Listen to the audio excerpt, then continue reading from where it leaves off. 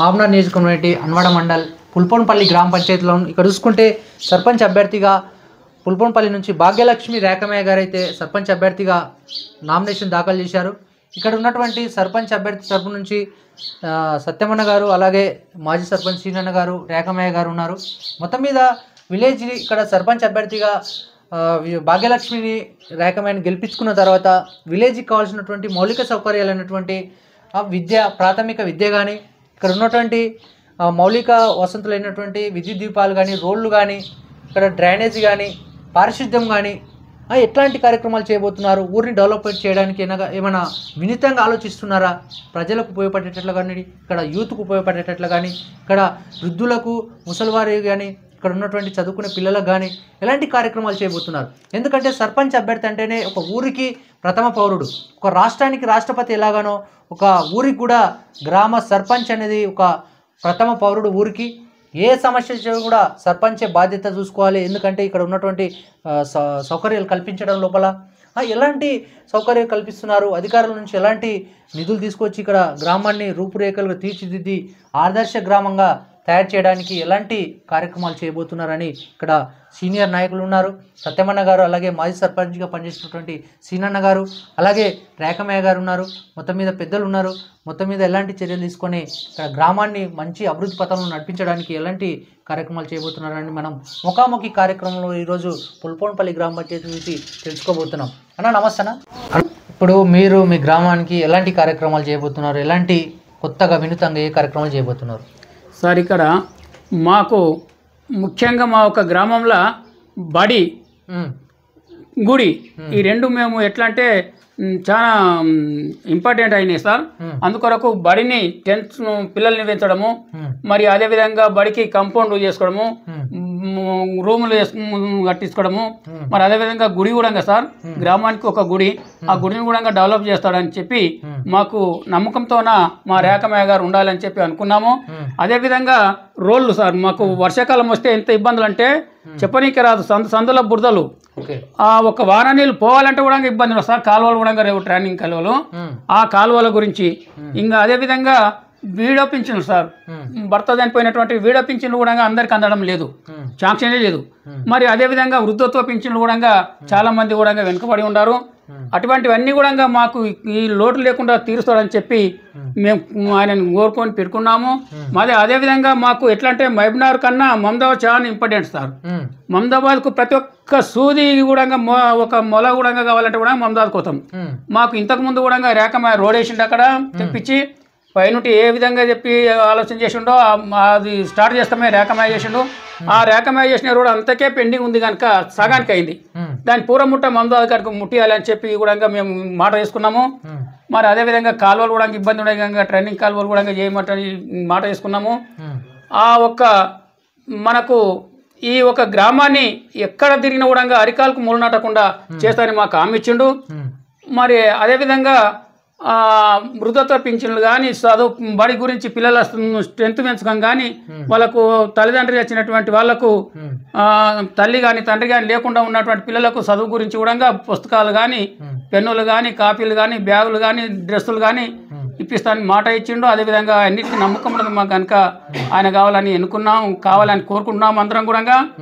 మరి అదేవిధంగా ఇంకా గ్రామాన్ని ఇంకా కొంత ఇండ్లు లేని చాలా మంది ఉన్నారు సార్. మాతో ఉన్న పెంకలు, బండలు, రేకులతో ఉన్నారు. అవి కూడా లేకుండా కనిపించకుండా చేస్తా అని చెప్పి కూడా మాకు మాట ఇచ్చిండు. ఇంకా అదేగాక ఎవరన్నా ఇట్లే దిక్కు లేని వాళ్ళు మరణిస్తే సార్, చనిపోతే వాళ్ళని కూడా వాళ్ళకి పైసల సాయంతో చేసి అందరం కూడా కలిసి దానం చేద్దామని చెప్పి ఆయన అన్నాడు. ఇటువంటివి ఏమి ఇప్పుడు వాళ్ళు చనిపోయినప్పుడు 3,000 అట్లా మన పైసలు వేయడం సార్. అక్కడ బ్యాండ్ వాళ్ళకి కానీ, డబ్బుల వాళ్ళకి కానీ, పేదవారు ఉంటారు కాబట్టి పేదవారికే వాళ్ళు పేదవారు ఎవరైతే ఉంటారో ఎక్కువ శాతం ఇక్కడ 70% బీద వాళ్ళం ఇస్తారు. మేము ఇక్కడ మారమ్ముల గ్రామం కాబట్టి. ఇంకోటి పేదవారు కూడా పెళ్లిళ్ళు అవుతుంటాయి కదా, ఒకటి వాళ్ళు పాపం వాళ్ళకు కూడా ఏమైనా హెల్ప్ చేస్తారా సార్? ఈ మాటలన్నీ ఆయన నోటుకుంటా విన్నాము. ఏమనంటే ఎవరైనా పుస్తె మెట్టలు కానీ, బట్టలు కానీ, బాసింగాలు కానీ ఇటువంటివి ఏమైనా కూడా నేను ఆదుకుంటానని చెప్పిండు. ఆయన నోటుకుంటానే కొన్ని వాగ్దానాలు చేసిండు. మాకు సంతోషం అనిపించింది. ఇటువంటివి ఏమున్నా కూడా మా గ్రామంలో మంచి ఆదర్శ క్రమంగా దిద్దుకుంటామని ఆయన నమ్ముకొని మేము కోరుకున్నాం సార్. ఇంకొకటి మీ ఊరు విషయం లోపల ఇంకా ఏమైనా కార్యక్రమాలు కొత్తగా రైతుల విషయంలో మీరు ఏం ఆలోచిస్తారు సర్పంచ్ గెలిచిన తర్వాత? సార్ ఒక విషయం ఏమైందంటే ఇంతకుముందు కొన్ని బాటలు ఉంటే ఏమవుతున్నాయి, దిగబడుతున్నాయి. ట్రాక్టర్లు పోతే, బండ్లు పోతే, దూళ్ళు పోతే, అటువంటి కూడా ఏ శేన్కాడికి పానాది ఉందో ఆ పానాది లేకుండా రోడ్లు కూడా వేపిస్తా అని చెప్పి మాట ఇచ్చిండు. మాకు అటువంటి నమ్మకం కూడా ఉన్నది. అటువంటి అందరం ఆయననే కాదు, మేమందరం కూడా అండదిండగా ఉండి అటువంటి పనులు ఎవరికి కూడా బీద వాళ్ళకి కానీ, స్త్రీలకు కానీ, పురుషులకు కానీ ఇబ్బంది లేకుండా, దూరదృష్టిగా కూడా ఇబ్బంది లేకుండా మేము అన్నీ చేసుకోగలుగుతామని చెప్పి కూడా మేము నమ్ముకున్నాం సార్. ఇంకొకటి ఇప్పుడు ఎందుకంటే ఈ పుల్పొండపల్లి గ్రామ పంచాయతీ కాబట్టి ఇక్కడ గ్రామంలో పేదవారు కూడా ఉంటారు, పేదవారు చదువుకొని పిల్లలు కూడా ఉంటారు, బడికి వెళ్ళకుండా కూడా బడి మానేసి ఇక్కడ ఉంటారు. అటువంటి పిల్లల కోసం మీరు ఎలాంటి చర్యలు తీసుకుంటున్నారు సార్? అటువంటి పిల్లల కోసం కానీ అటువంటి వాళ్ళకు ఇప్పుడు పశువులు ఉంటాయి సార్, పశువులు ఉంటే మేపనికి ఇవ్వాలి కదా, ఇవ్వాలన్నప్పుడు పిల్లల్ని బడి వదిలేకుండా ఉంటారు కదా కొంతమంది. అటువంటివి కాకుండా వాళ్ళకి షెడ్లనే పశువులని పెట్టుకొని వాళ్ళు తల్లిదండ్రులు వాళ్ళ అన్నదమ్ములే ప్రయత్నం చేసుకోవాలి, పాలు కానీ, గడ్డి కానీ, మేత కానీ. పిల్లల్ని మాత్రం అటువంటి దాంట్లో ఉండకుండా బడికి పంపించాలని కూడా మా అందరికి కూడా ఒక మాట ఇచ్చుకున్నాము. ఆ విధంగా చేస్తాం కూడా చేపించుకోగలుగుతామని చెప్పి. ఇప్పుడు ముఖ్యంగా ఎందుకంటే పుల్పొండపల్లి గ్రామ పంచాయతీ ఒక శివారు ఇక్కడ ఉంది కాబట్టి మొత్తానికి ఈ వీధి లైట్స్ చాలా ఇంపార్టెంట్. అలాంటివి ఏమైనా విద్యుత్ దీపాలు ఇంకా కొత్తగా ఏమన్నా వాడకు ఏమైనా ఏర్పాటు చేసే అవకాశం ఉందా సార్? ఇప్పటికీ ఏమున్నాయంటే మెయిన్ రోడ్ పోతే ఉన్నాయి సార్, స్తంభాలు కానీ, బల్బులు కానీ. ఇంకా కొన్ని గల్లీలకు స్తంభాలు, బల్బులు అవసరమైతే సార్. ఎందుకంటే వాళ్ళు చీకట్లో వెళ్తే పురుగు బుషి ఎట్లుంటాయంటే మేము రైతులం కాబట్టి ఎప్పుడు ఏ రాత్రి వస్తామో ఏ పగులు వస్తామో కదా, అందుకొరకు అటువంటివి ఏం లేకుండా కూడా చేసుకోగలుగుతామని చెప్పి కూడా మాకు నమ్మకం ఉంది, చేయించుకోగలుగుతాం కూడా. ఇంకొకటి ముఖ్యంగా గ్రామ పంచాయతీలో వాటర్ ఇంపార్టెంట్, ఎందుకంటే ప్రతి ఇంటికి కూడా వాటర్ కావాలి. ఆ వాటర్ విషయంలో, టాప్ల విషయంలో మీరు ఎలాంటి చర్యలు తీసుకుంటున్నారు సార్? మేము ఎట్లా చేస్తామంటే వాటర్ గురించి సార్, మా ఒక చిన్న గ్రామం అయినా ఉన్న ట్యాంకులని మంచిగా కడుక్కొని ఆ మాటలన్నీ తీసుకున్నాం సార్ మేము క్యాండిడేట్తోన.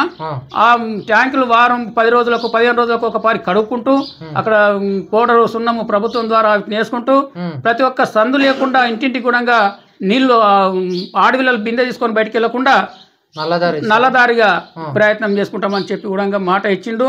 ఆ మాదిరిగా అందరం కూడా ఆయనకు అండదండగా ఉండి ఈ పనులు చేసుకుంటాం సార్. ఇంకొకటి ఎందుకంటే తాగునీరు చాలా ఇంపార్టెంట్ కాబట్టి కొన్ని గ్రామ పంచాయతీలు ఏం చేస్తున్నారు అంటే సర్పంచులు వాళ్ళు ఒక సర్పంచ్ అభ్యర్థిగా ఫిల్టర్ వాటర్ అనేది ప్రొవైడ్ చేస్తున్నారన్న చిన్న మిషన్ లేసి. మీ ఊరికి అలాంటివి ఏమన్నా చేస్తున్నారా సార్? ఇంతవరకు అయితే ఒక్కరితో కూడా లేస్తారు అటువంటివి. ఎందుకంటే మారమ్మూల గ్రామం కాబట్టి అటువంటివి ఎవరు ఆలోచన చేయాలి ఇంతకుముందు ఉన్న వాళ్ళు. ఇప్పుడు అవి కూడా మేము తప్పకుండా ఏ ఇంటింటికి కూడా ఇంటి లోపలనే ఫిల్టర్, ఎందుకంటే ఆ నీళ్లు దూరంకి వస్తాయి కదా సార్, దూరంకి వచ్చి ఏడ డ్యామేజ్ అయితే తెలియదు కనుక ఇంటింటికి కూడా అటువంటి ఫిల్టర్. మీ ఊర్లో ఒకటి ప్లాంట్ వేసి వాళ్ళకు ఫ్రీగా వాటర్ ఇవ్వడం అట్లాంటివి ఏమైనా చేస్తారా సార్? ఎవరైతే ఇంటికి తీసుకుంటామంటే వాళ్ళకి అట్లా కాదయా, మనకు బీద వాళ్ళం ఉంటాం కదంటే గల్లీ కూడా ఒకటి ఫిల్టర్ చేసి నల్ల అందేటట్లు చేస్తాం సార్. మేము ఇవన్నీ చేస్తారా పక్క? మాకు ఒక నమ్మకం ఉంది, గ్యాన్ గెలిపించుకుంటే ఇవన్నీ పనులకు చేస్తాడని చెప్పి. ఎందుకంటే గ్రామ సర్పంచి ఊరుకు బొడ్రా ఎట్లనో ప్రతి ఒక్క ఏ సమస్య ఉండని కూడా ఆయన దగ్గర వెళ్తాము, ఆయన మాకు చేస్తాడని నమ్మకం ఉన్నది, మేము చేయించుకోగలుగుతాం. ఎందుకంటే గ్రామ పంచాయతీ లోపల చాలా పేదవారు ఉంటారు, ప్రతి ఇంటికి పేదవాడి కళ కాబట్టి ఇప్పుడు కొంత ఇండ్లు లేని నిరుపేదలకు ఇండ్లు తేవడంలో ప్రభుత్వం నుంచి మీరు ఎలాంటి చర్యలు తీసుకుంటారు సార్? ఇక్కడ మేము ఎవరమైనా కూడా మేము అందరం కలిసి ఆ ఒక గెలిచినటువంటి సర్పంచ్ని రేఖమయ్యని పట్టుకొని మేము అక్కడ పెద్దల దగ్గర పోయి, అయ్యా మా మారముల గ్రామం ఇట్లుంది, మేము దీనికి ఏమి ఒక నమ్మకం వ్యక్తి మంచోడని చెప్పి మేము అనుకున్నాం కనుక ఏ పార్టీతోనూ సంబంధం లేదు, మాకు ఇటువంటి పనులు కావాలని చెప్పి అక్కడ పెద్దల దగ్గర, ఎమ్మెల్యే దగ్గర కానీ మినిస్టర్ దగ్గర పోయి మేము ప్రయత్నం చేసుకొస్తాం సార్. ఇక్కడ మాకు 2 ఇబ్రాంబాకు మా ఊరికి పుల్పొండపల్లి కలిసి ఒక చెరువు ఉంది సార్. మాకు 2 రైతుల పొలాలకు వాడుతుంది. కనీసమైన ఒక చెర్ల మునుగుబాటు 300 ఎకరాలు ఉంటుంది. దాని కాయకట్టు 800-9,000 తర్వాత ఉంటుంది సార్. 2 ఊర్లకు పడుతుంది. అక్కడ అలుగెళ్తే పెద్ద చెరువు కనుక అక్కడ ఇబ్రాంబాలకు, పుల్పొండపల్లికు, ఇంకా సంగాపల్లికు, భవన్కుటకు కొన్ని 4-5 ఊర్లు ఉన్నాయి. అక్కడ బడి ఉంది ఒకటి, హై స్కూల్కు పోవాలి రావాలంటే ఓకు దాటనే సార్. దానికి కల్వెట్ బ్రిడ్జి కూడా కట్టిస్తామని మాట ఇచ్చిండు. మేము అందరం కూడా దానికి సాయం అవుతాం అనుకున్నాము. ప్రతి ఒక్క ఒక సామాన్యంగా ఇంచుమించు ఒక నెల 2 నెలల వరకు అలుగు పడుతుంది సార్ అది. ఓకే. అంతవరకు పిల్లలు ఇక్కడనే ఉంటారు కనుక అది మేను. ఇంకా రెండవది మమదాబాద్ సార్. మాకు మమదాబాద్కు అప్పుడు సగం రోడ్ అయింది కనుక ఆ సగం రోడ్ ఇంకా పూర్తి చేసి ఇక్కడ వచ్చేపోయే వాళ్ళకు ముసలి వాళ్ళకు ఆ మమదాబాద్ అంగడి అయితే సార్, అంగడికి పోవాలంటే ఇబ్బంది కనుక ఒక బస్సు సౌకర్యం కూడా చేసుకోగలుగుతామని. అదేవిధంగా మాకు గుడి దగ్గర మంచి పాయింట్ దొరికింది సార్, నీళ్ళు మస్తు. ఆ నీళ్ళను కూడా త్రాగడానికి ఓడుకోవడానికి ఫిల్టర్ చేసి అక్కడ పేదవాళ్ళకి అందేటట్లు కూడా ప్రయత్నం చేస్తాం sir. Okay, thank you. Thank you sir.